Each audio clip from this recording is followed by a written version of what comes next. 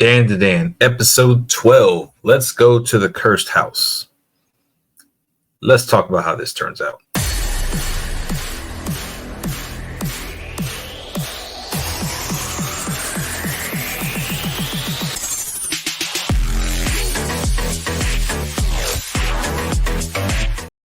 All right, so episode 12, let's go to the cursed house. This is the season finale of Dan to Dan. They will be back in either June or July, I believe, for their second part, which hopefully will be more than 12 episodes, and we'll see, the adventures continue.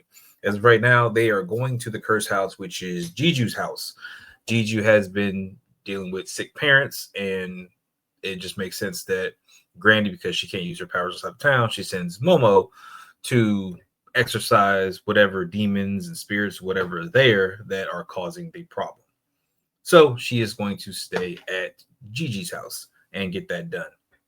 In the process of this, they are just kind of waiting to set up for, that trip. So we see the mannequins, which they solve the problem with the mannequins. Basically, female mannequin's going to stay at the house with Granny. It seems like she's just collecting people at this point. And the male mannequin will come to visit every night whenever he gets a chance. Of course, his first night goes sour because he gets hit by a truck and it takes him a while to get there, but he does get there and spends time with his loved one. And we found out his name is Taro, which I don't think we found out before, but I might have missed it. But his name is Taro. And yeah, he does not have the golden ball. Apparently, it was just a shiny Christmas ornament that was hanging from that area. So, with that being said, we find out about Okarun's jealousy is, sparking up a bit more because, again, Momo's got to go stay at Jiju's house, which Jiju is going with her, of course, and now he's got a problem with it. Of course, she invites Okarun to go because she wants him to be there as well. And in the process of this, Okarun is trying to figure out how to deal with his feelings in regards to Momo. He is having a struggle. All right. Jiju is still making Okarun jealous left and right, just for little stuff, picking Lynn out her hair, getting close to her, whatever the case may be. Eventually, they kind of bond while they're on the train to Gigi's house, and they're talking about, some of the supernatural stuff, all this different little cool stuff that they've seen or they talked about, whatever. And they're having a moment. And Momo takes notice of this, and in the process of kind of setting up to go to Jiju's house, we find out that there are several hot springs in the area. Apparently, this is related to, his father's work, whatever he does. So, with all the hot springs in town, we actually see as they're coming on the train, there's a bunch of creepy looking characters. So, similar to those aliens that we saw earlier with the, funny shaped heads and all that. Yeah, it's a whole bunch of kind of people that are like grouped up in a forest or something like that, looking like that, male and female, possibly. Again, I got a quick look at it and I was just, yeah, they look creepy. Thumbs up with them. So once we get to the house, we find out that Momo is kind of kicked back, relaxing. She's chilling. She wants to just really kind of take in the sights and get some juice, chill out. Gigi goes to get her the freshest possible juice while giving her a bit of a massage, which makes Okarun jealous some more. But Momo eventually decides she wants to skip out because she wants to go to the hot springs and relax. And she's not planning on taking anybody with her because she wants to chill out. And she wants to give time for the boys to talk, to hang out, to do whatever. She knows something with them. So eventually they end up just kind of sitting there and say, hey, let's play some soccer. Okarun doesn't know how to play soccer because remember, he has no friends. So it means he hasn't bonded with anybody. He hasn't played sports with anybody. Nothing's going on.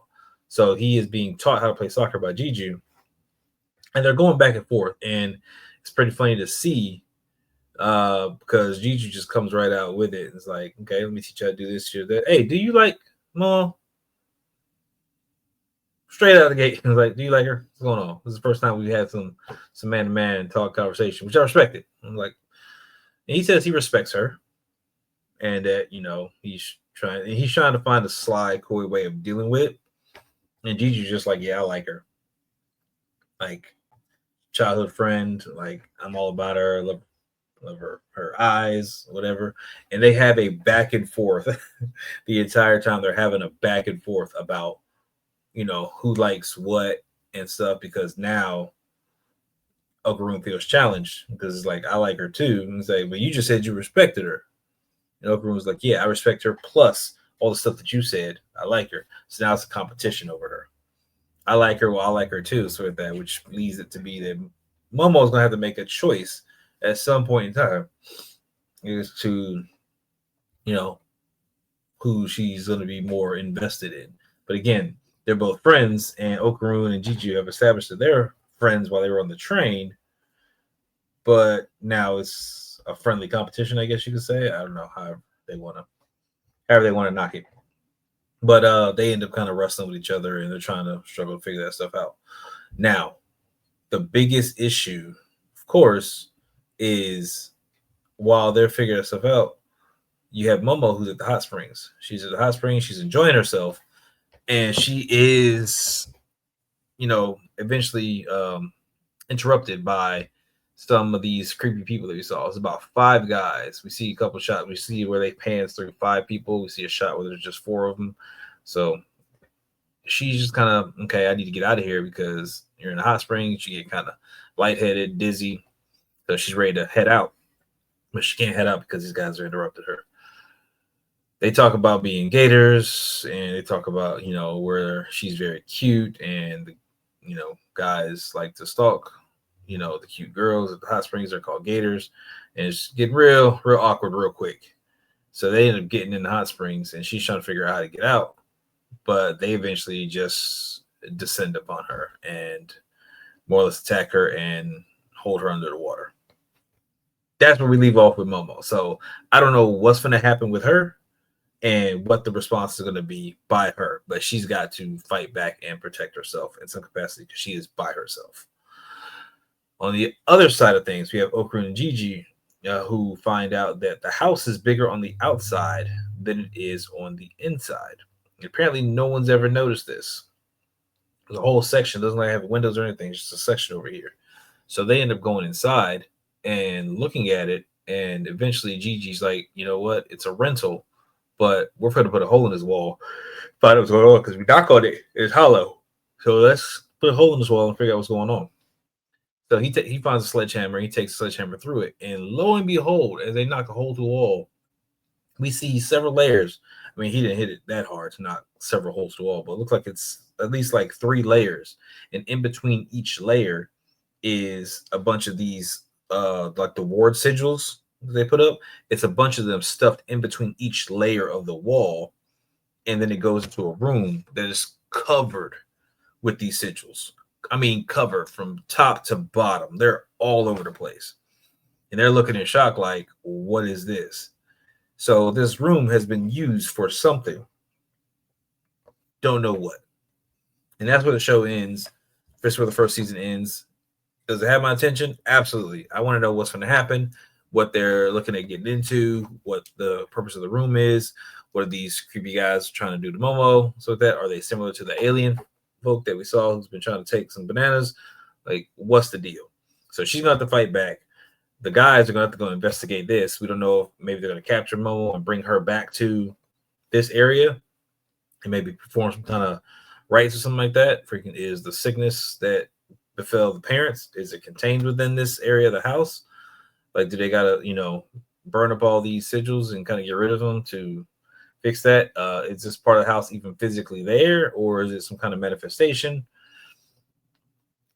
I don't know. So it's a bunch of questions, a bunch of answers that I would love to have. We got to wait till the summer to get these answers when the show comes back. However, the show has been good from start to finish. Song's been, catchy.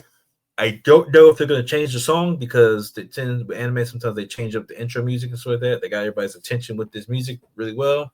So if they do decide to change it up, or they're going to use the same band, they're going to use somebody different, we'll have to see. But Dan Dan's intro is very, very popular by Creepy Nuts. So, what are your thoughts on it? What do you think's going to happen? What do you think Okarun and Jiji are going to do about the house?